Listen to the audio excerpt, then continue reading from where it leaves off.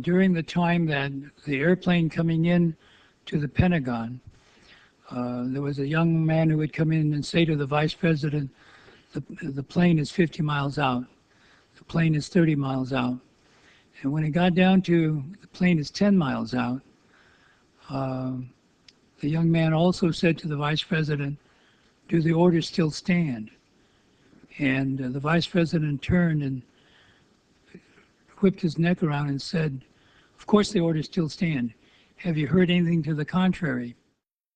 As the plane was not shot down, in addition to the fact that armed fighter jets were nowhere near the plane and the Pentagon defense system was not activated, are we to take it that the orders were to let the plane find its target?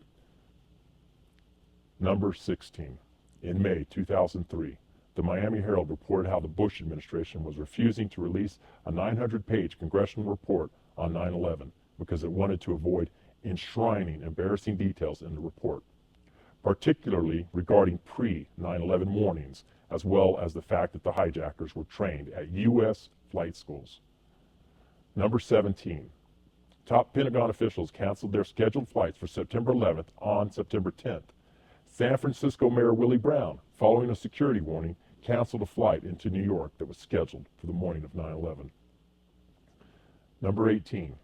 The technology to enable cell phone calls from high-altitude airline flights was not created until 2004. And even by that point, it was only in the trial phase. Calls from cell phones, which formed an integral part of the official government version of events, were technologically impossible at the time. Number 19. On April 29, 2004, President Bush and Vice President Cheney would only meet with the Commission under specific clandestine conditions. They insisted on testifying together and not under oath. They also demanded that their testimony be treated as a matter of state secret. To date, nothing they spoke of that day exists in the public domain. And finally, Mr. President, number 20. A few days after the attack, several newspapers, as well as the FBI, reported that a paper passport had been found in the ruins of the World Trade Center. It's not true. People know it's not true.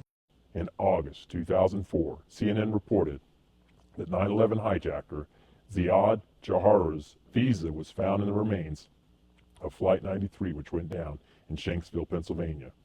At least a third of the World Trade Center victims' bodies were vaporized, and many of the victims of the Pentagon incident were burned beyond recognition. And yet visas and paper passports which identify the perpetrators and back up the official version of events miraculously survive explosions and fires that we are told melted steel buildings? Mr. President, you said that there would be change we can believe in. I challenge you to give us that change by investigating the events of 9/11. All the insiders understand that we're just game playing. That's what's happening right now. They will probably find something new later. There's nothing we can do about it. Time, weather, and always injections, go to FEMA camps, have their families broken up.